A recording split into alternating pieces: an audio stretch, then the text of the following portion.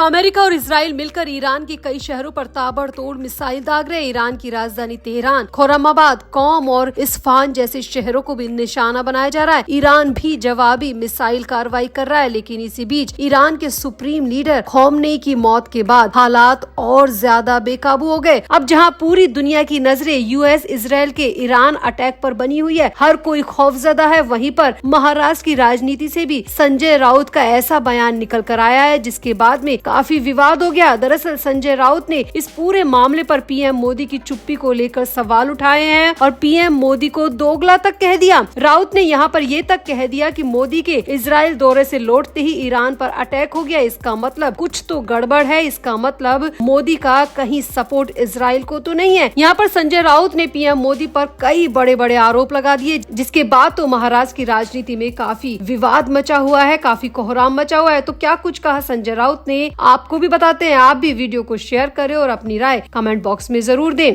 तो Iran Israel war के बीच में पीएम मोदी पर निशाना साधते हुए संजय राउत ने कहा कि ईरान भारत का हमेशा से एक भरोसेमंद मित्र रहा है। ईरान ने कश्मीर मैटर पर भी भारत का सपोर्ट किया, सहायता की, उसने सस्ता तेल उपलब्ध कराया और भारत के साथ हमेशा से अच्छे व्यापारिक संबंध बने रहे। लेकिन जब ईरान संकट में फंसा तो भारत के नेतृत्व ने चुप्पी साध रखी है और अमेरिका और इजराइल का समर्थन कर दिया। ये घटना इतिहास में दर्ज होगी और पीएम मोदी को इतिहास में दोगला नेता कहा जाएगा। यहाँ पर आपको बता दें कि पश्चिमी एशिया में ईरान और इजराइल के बीच छिड़े भीषण युद्ध ने पूरी दुनिया की चिंता बढ़ा दी है। इजराइल ने अमेरिका के साथ मिलकर ईरान पर बड़ा हमला किया, जिसके बाद तेहरान ने भी पलटवार करते हुए इजराइल के अलावा 6 देशों में मौजूद अमेरिकी सैन्य ठिकानों को निशाना बनाया। हालांकि अमेरिका और इजराइल के हमले में ईरान के सुप्रीम नेता खोमेनी की मौत हो गई। इसके बाद मिडिल ईस्ट में तनाव चरम पर पहुँच गया। अब इस तनावपूर्ण स्थिति के बीच शिवसेना उद्धव ठाकरे गुट के सांसद संजय राउत ने प्रधानमंत्री मोदी पर जोरदार हमला बोला है। राउत ने पीएम मोदी पर तंज कसते हुए कहा कि जब अमेरिका के राष्ट्रपति डोनाल्ड ट्रंप भारत पाकिस्तान के बीच मध्यस्थता करके युद्ध रोक सकते हैं, तो पीएम मोदी ईरान, इजराइल और अमेरिका के बीच चल रहे इस भीषण संघर्ष को रोकने में विफल क्यों हो रहे हैं, जबकि पीएम मोदी खुद को विश्व गुरु कहते हैं। संजय राउत ने कहा कि भारत को स्टैंड लेना चाहिए। मोदी खुद को विश्व गुरु कहते हैं, तो क्या विश्व गुरु का काम चुप्पी साध कर रखना होता है? यहाँ पर संजय राउत ने देश की विदेश नीति पर भी सवाल उठाया और कहा कि वहां मौजूद हालात को विश्व युद्ध जैसी स्थिति मानते हैं और ऐसे समय में भारत जैसे बड़े और शक्तिशाली देश की भूमिका बेहद महत्वपूर्ण होनी चाहिए। राउत ने कहा कि भारत को इस मामले में स्टैंड लेना चाहिए था। एशिया की प्रमुख ताकत होने के नाते भारत की जिम्मेदारी बनती थी कि वो इस युद्ध को रोकने के लिए पहल करता और शांति स्थापना करने की दिशा में ठोस कदम उठाता। यहाँ पर संजय राउत ने कहा कि नरेंद्र मोदी खुद को विश्व गुरु कहलाते हैं और विश्व गुरु की भूमिका यही होती है कि अपने आसपास बढ़ते तनाव और युद्ध की स्थितियों को रोकने के लिए स्पष्ट रुख तक न अपनाए। राउत ने यहाँ पर यह भी सवाल उठाया कि पीएम मोदी की इजराइल यात्रा के तुरंत बाद ईरान पर हमला हुआ और इस घटनाक्रम को किस नजरिए से देखा जाए। यहाँ पर संजय राउत ने इनडायरेक्टली कह दिया कि हो सकता है कि पीएम मोदी को पहले से पता हो कि इजराइल अमेरिका के साथ मिलकर ईरान पर अटैक करने वाला है, क्योंकि जब अटैक की तैयारियां चल रही थी तब मोदी इजराइल में मौजूद थे और ऐसा हो नहीं सकता कि मोदी को इसकी खबर न लगी हो। संजय राउत ने कहा कि ईरान भारत का पुराना और भरोसेमंद मित्र रहा है, लेकिन ऐसे वक्त में जब ईरान संकट में आया है तो भारत के नेतृत्व ने चुप्पी साध रखी है और अमेरिका और इजराइल की गोद में जाकर बैठ किया।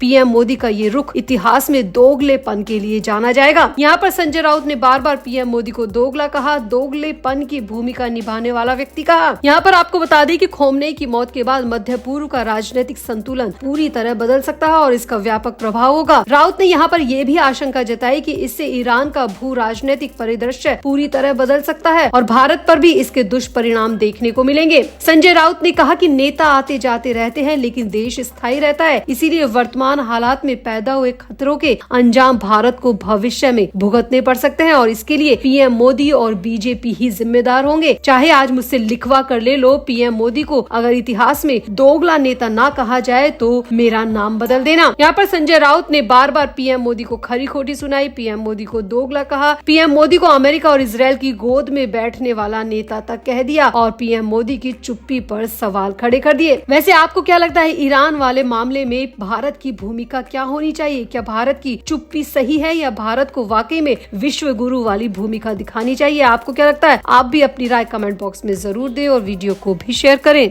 तो इन दिनों रोहित पवार अजित पवार की मौत के बाद में लगातार सुर्खियों में बने हुए हैं। वो अजित पवार के प्लेन क्रैश पर कई तरह के तीखे सवाल उठा चुके हैं। वो प्रेजेंटेशन के जरिए प्लेन क्रैश को सवालों के कटघरे में भी खड़े कर चुके हैं। रोहित पवार ने देवेंद्र फडणवीस से भी मुलाकात की और साथ ही साथ रोहित पवार ने अजित पवार प्लेन क्रैश में निष्पक्ष जाँच की मांग की है। सुप्रीम कोर्ट की निगरानी में जाँच की मांग की है। इतना ही नहीं, रोहित पवार लगातार एयर कंपनी पर भी सवाल उठा रहे हैं। उस पर भी केस करने को लेकर पुलिस पर दबाव बना रहे हैं और रोहित पवार के साथ बहुत सारी भीड़ पुलिस थाने में भी पहुंच चुकी है और वहां पर कई तरह के आरोप प्लेन क्रैश पर लगाए जा रहे हैं और प्लेन क्रैश को पूरी तरह सोची समझी साजिश बताया जा रहा है। अब सामने आया कि एक तरफ तो रोहित पवार पूरी तरह अपनी जिद पर अड़े हैं कि वो अजित पवार की मौत का सच जानकर रहेंगे, वहीं दूसरी तरफ जिस तरह से अजित पवार की अचानक प्लेन क्रैश में मौत हुई है उसके बाद खुद एकनाथ शिंदे भी बहुत बुरी तरह डरे हुए हैं। प्लेन में बैठने तक से उन्हें डर लग रहा है। सूत्रों की माने तो एकनाथ शिंदे अजित पवार के काफी करीबी थे। दोनों के बीच में काफी मिलनसार था और वो अक्सर किसी भी राजनीतिक मुद्दे पर लंबी चर्चा किया करते थे। लेकिन जैसे ही अजित पवार के प्लेन क्रैश की खबर आई थी उसके बाद से ही एकनाथ शिंदे काफी डरे हुए घबराए हुए हैं। सामने तो ये भी आ रहा है कि एकनाथ शिंदे को भी ये डर है कि कहीं उनके साथ भी कोई ऐसी घटना न हो जाए, कहीं कोई उनके खिलाफ भी ऐसी साजिश न रच दे और इसी वजह से एकनाथ शिंदे ने रोहित पवार को अपने घर पर बुलाया है और रोहित पवार भी एकनाथ शिंदे से मिलने उनके घर पहुंचे और इसके बाद उन दोनों में करीब 2.5 घंटे तक बातचीत हुई है और इस बात को शिंदे के नेता